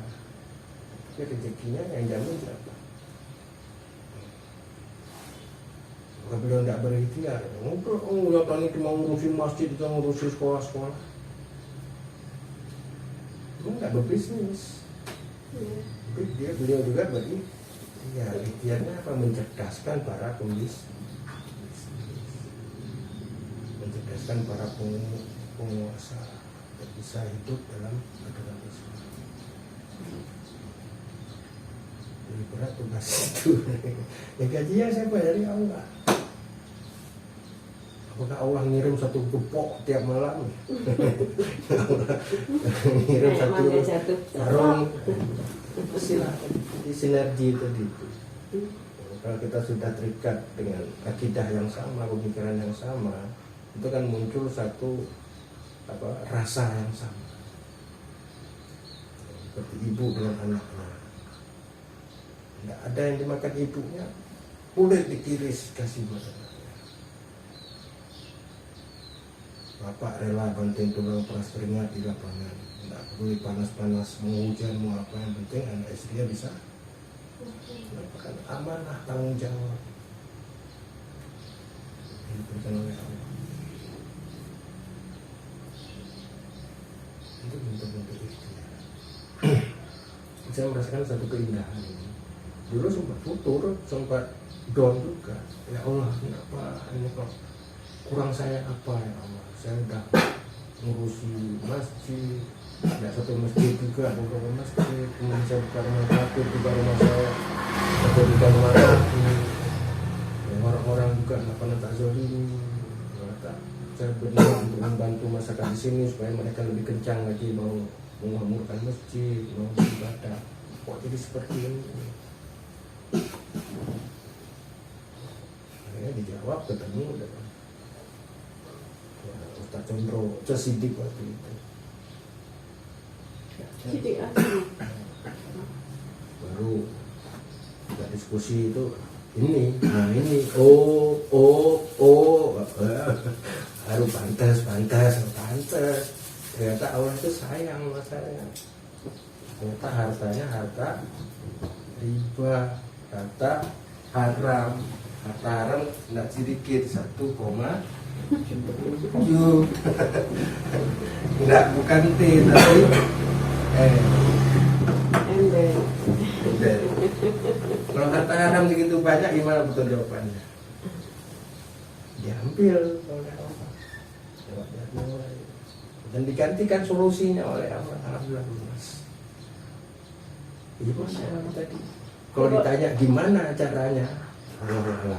Itu sama seperti jenengan nanya rasa kopi pahit itu gimana, rasa gula manis itu bagaimana? Saya tidak bisa jawab. Berapa lama Ustaz? TK 2000 Ustaz.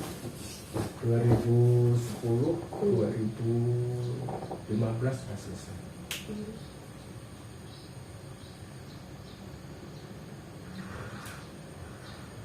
Ya, prosesnya macam-macam. Awalnya tadi yang ngotot keras itu, pokoknya harus nggak mau tahu. Pakai polisi, akhirnya dulu udahlah. Aku udah ngerti sekarang yang salah itu kan kamu, yang salah itu pusat, ikhlas.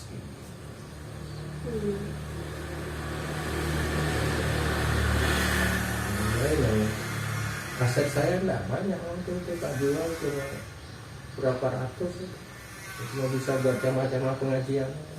Kalau tukang dagang pasar Jedani itu kan ambil motor, kepingin punya motor, ikut kredit itu, curang-curang. Ya itu yang tak prioritaskan mereka. Yang besar-besar itu ya, terus bawa ada kolektor, apa, terus tak hadapi, kenyang, dari atas 10 orang. Ya dulu pelan-pelan ada yang bisa dicicil pelan-pelan. Karena utang itu bagaimanapun harus dibayar. Tidak bisa kita lari dari utang. Di dunia mungkin bisa menang, kita bisa selamat dari yang memberi utang, tapi di akhirat tidak bisa. Nah, Rasulullah SAW sendiri tidak mau menyelati orang yang masih punya utang. Jadi Rasulullah diminta untuk menjadi imam sholat jenazah. Rasulullah bertanya, apakah ini saudaramu masih punya utang? Masih ya Rasul. Masih sholati sendiri saudaramu itu. Tapi kami yang jamin ya Rasul. Jadi ada Abu Zal Al-Ghifari yang menjamin. Saya menjamin ya Rasul utang-utang dia. Rasulullah. Maka ketika mengantarkan jenazah itu kan ditanya dulu. Apakah dia ahli mayat ini masih punya utang kepada jamaah sekalian? Kalau masih punya utang, bisa menghubungi pihak keluarga.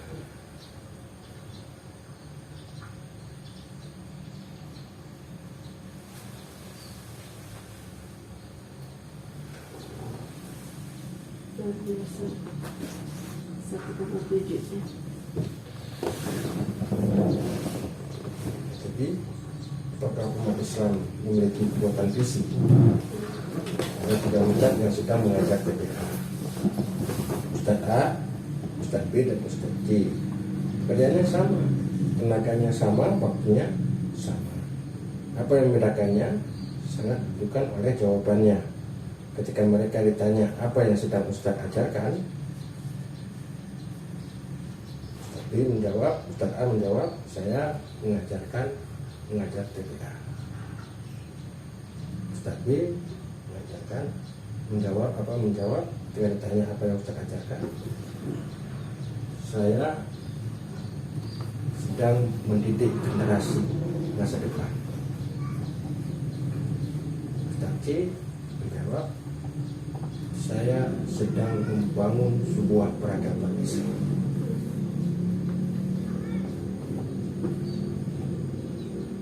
Jawaban itu menentukan visinya. Ketika dia memiliki visi yang besar tadi, maka dia akan menggunakan seluruh kapasitas yang dia miliki, kemampuan yang dia miliki untuk mewujudkan visinya. Kalau visinya hanya visi yang rendahan, tadi saya yang mengajarkan anak-anak TPA ya udah datang jam berapa, bukan jam berapa, udah mau bisa mau enggak terserah. Yang visi kedua tadi saya mewujudkan generasi masa depan. Dia mulai berbeda, dia mulai mengawasi, mulai mengadakan komunikasi dengan anak-anak itu, mana anak-anak yang bisa, yang lancar, mana yang masih susah dipilah-pilih. Jadi pendekatannya mulai beda gitu. Sedangkan yang punya misi peradaban lain lagi, lebih detail lagi, lebih jelimet lagi. Mungkin dia tidak mampu, dia akan nyari orang lain untuk bisa mendukung TPA-nya itu supaya bisa berkualitas, karena bukan hanya mengajarkan Al-Quran tok, tapi juga butuh sokofah-sokofah yang lain supaya anak-anak ini ke depan bisa meneruskan kehidupan yang kehidupan Islam yang dulu pernah ada di masa Rasulullah SAW. Peradaban emas, peradaban yang hilang gemilang, peradaban yang bisa menguasai 2/3 dari luas bumi ini dalam kondisi yang sangat-sangat sejahtera. Bahkan salah satu orang buku Nabi Muhammad itu salah satu orang pertama nomor 1 di dunia mengakui bahwa memang peradaban Islam itu adalah peradaban yang luar biasa.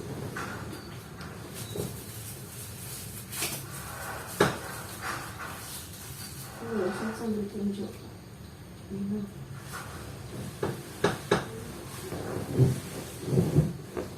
Jadi Islam itu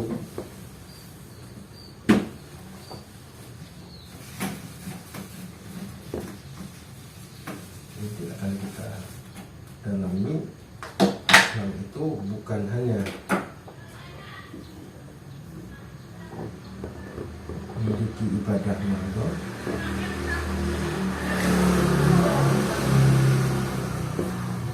ibadah maksiat,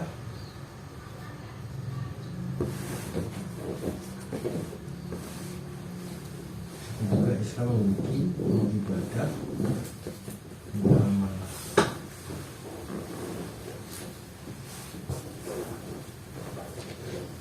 Tafsiyah mu'amalah. Apa itu ibadah mahdoh?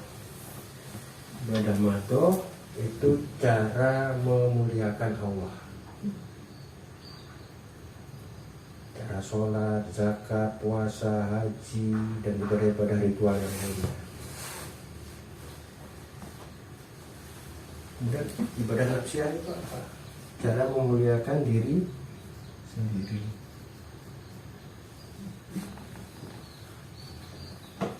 Cara makan, cara tidur, cara berpakaian, cara kamar mandi, itu ibadah nafsiyah. Jadi kalau ini kita lakukan sesuai dengan aturan Allah, maka berpahala. Kita makan berpahala, kita sholat berpahala, kita berpakaian berpahala, buang hajat juga berpahala. Karena ibadah sesuai dengan syariat Allah. Yang ketiga adalah ibadah muamalah, cara memuliakan orang lain, cara berekonomi, cara bersosial, cara berpolitik, cara berhukum. Itu juga aturannya dari Allah, bukan produk manusia. Jadi ibadah manto, ibadah nafsiyah, ibadah muamalah dalam Islam itu datangnya dari Allah. Yang ini yang disebut dengan agama, yang sebelah kiri, yang sebelah kanan yang disebut ideologi. Pada pemecahan akidah 1, 2, dan 3 itu akan kita pecah, kita perdalam lagi. Benarkah Islam itu mempunyai ideologi? Ini yang disebut dengan Islam kafah, Islam yang sempurna. Jadi bukan hanya mengurusi bab sholat, zakat, puasa, haji, zikir. Dan kalau hanya itu toh, terus nanti masyarakatnya, umat Islamnya miskin seperti sekarang ini, siapa yang mau melakukan masjid? Karena miskinlah orang menjadikan hilang kesadarannya, nggak lagi paham bahwa itu orang tuanya dibunuh. Anak ayahnya tidak tahu lagi bahwa anak perempuan itu anak kandungnya, bukan perempuan yang lain. Ada yang sampai saya udah hamil oleh ayah kandungnya sendiri, Muslim. Nah, ini harus diterapkan semuanya. Tidak boleh pakai akal-akalan, harus pakai dalil, pakai Al-Quran dan Sunnah Rasul. Kalau ini kembali pada umat Islam, maka umat Islam itu akan sejahtera. Nanti kita lihat kenapa kok jadi seperti sekarang ini, apa penyebabnya, ya, latar belakangnya bagaimana. Dulu zaman Rasulullah kok bagus, kemudian di zaman sahabat kok bagus, kok sekarang menjadi hancur seperti ini. Itu kita tadi kita melihat fakta-fakta ini secara menyeluruh, lebih luas. Jadi tidak hanya sebatas otak-atik di mana ibadah manto. Sholat, zakat, puasa, tidak sholat, puasa, susah hidupnya nanti. Itu tidak ada kaitannya sebenarnya. Susahnya hidup karena tadi tidak mau kerja, tidak mau cari rezeki, susah hidupnya. Kalau dia tidak tenang, iya, jiwanya tergoncang misalnya, tidak ada ketenangan jiwa. Karena apa? Tidak berzikir. Kenapa pikirannya tidak ini? Karena tidak mau belajar, tidak ada solusi. Ini harus satu paket, harus diamalkan semuanya. Ini tidak bisa dipilah-pilih, karena ajaran Islam itu bukan prasmanan. Yang suka diambil, yang tidak suka ditinggalkan. Mana yang halal, mana yang wajib, kerjakan semua. Yang haram tinggalkan semua, walaupun enak, walaupun banyak. Nanti susah. Gara-gara nilai setitik rusak bangsa, rusak negara. Ya, sempurnanya Islam. Jadi Islam itu punya agama, punya ideologi. Banyak agama di atas dunia ini tapi tidak punya ideologi. Banyak ideologi di atas dunia ini tapi tidak punya agama. Ini bisa kita buktikan. Kita buktikan pada materi saya. Inilah yang visi yang harus kita bangun. ketika kita sudah punya visi Islam yang kafah, Islam yang menyeluruh, sehingga terwujudnya suatu peradaban Islam yang hilang gemilang, peradaban Islam yang dijanjikan oleh Rasulullah Muhammad SAW, yang oleh Rasulullah bersabda, "Aku nubuatan fikum." Kamu hidup sekarang ini zaman nubuah, artinya Nabi masih ada, masih menerima wahyu dari Allah Subhanahu Wa Taala. Kemudian fase selanjutnya, sumatakum khilafatan rasyidatan ala minhajin nubuwah. Kemudian kamu akan hidup di zaman Khalifah Rasyidah yang mengikuti nubuah kenabian. Siapa ini Khalifah? Abu Bakar, Umar, Utsman, Ali. Dah. Semua takunu mulkan Anton. Jadi tidak lagi Khalifah Rasyidah, tapi menjadi mulkan Anton. Kemudian kamu akan hidup zaman kerajaan yang menggigit. Jadi syariat Islam itu masih diterapkan, tapi kepemimpinannya ditentukan oleh keturunan. Maka jadi mulkan, jadi kerajaan. Zaman dinasti Umayyah, Abbasiyah sampai Utsmaniyah. Jadi khalifahnya atau amirnya itu ditentukan oleh keturunannya. Putra mahkota.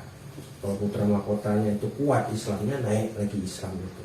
Zaman Umar bin Abdul Aziz, zaman Muhammad Al-Fatih, itu Islam jaya. Salahuddin Al-Ayyubi, ketika Islamnya bagus. Nah, kemudian Rasulullah bersabda, kemudian kamu akan hidup di zaman mulkan Jabriyah. Jadi syariat Islam itu tidak lagi mengatur kehidupan, kemudian semuanya ditentukan oleh aturan yang baru ini. Ini zaman kita sekarang ini. Zaman mulkan Jabriyah. Jadi tidak ada negara sekarang yang mengamalkan Islam kafah ini, termasuk Indonesia. Indonesia sekarang menggunakan, jadi kalau boleh kita sebut sekuler. Jadi agama ada, tapi agama itu tidak boleh mengatur negara. Dan negara tidak boleh mengurusi urusan agama. Nanti kita belajar dari mana ideologi sekuler ini muncul, kapan munculnya. Karena yang diketahui sekarang di permukaan kan cuma ada dua ideologi besar. Yang pertama ideologi komunis, yang kedua adalah ideologi sekuler, kapitalis. Kapitalis itu nanti dia itu sistemnya, turunannya, ekonominya kapitalis, sosialnya liberalis. Kalau ideologinya itu sekuler. Nasruddin Al-Hayat memisahkan agama dari nanti akan terjawab pada pemecahan akidah 1, akidah 2, dan akidah 3. Ya. Itu materi kita sore hari ini. Sudah selesai. Ada yang ditanyakan? Enggak Ustaz, sampai 3 hari Ustaz, sampai 3 hari Ustaz.